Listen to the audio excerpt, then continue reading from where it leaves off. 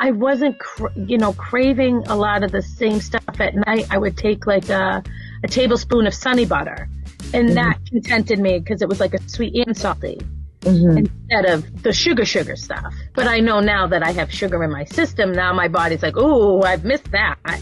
Yeah. So I have to go, okay, Michelle, let's reel it in. Now you don't want to go too far. So I'm constantly talking with myself. I mean, I always kind of have, but the good choices win more than the bad choices now, I would say.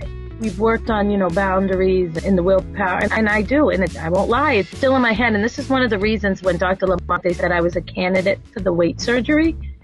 He said, it's not going to change my mind. It will fix my stomach.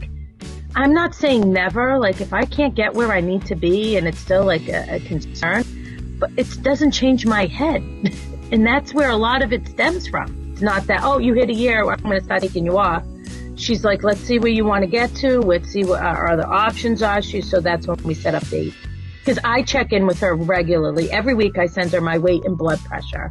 And for the most part, I went down, maintained. And there were a couple of weeks I went up, and I knew why I went up. And there was a couple of weeks I'm like, oh, I'm down and didn't know why. Or I was up and didn't know why.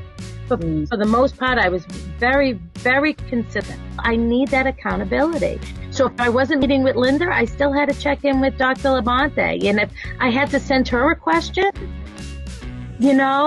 she was readily available. So, I mean, I just feel like I had 24/7 support between her and Linda, even though on days we weren't meeting or whatever. Fantastic. And that was phenomenal.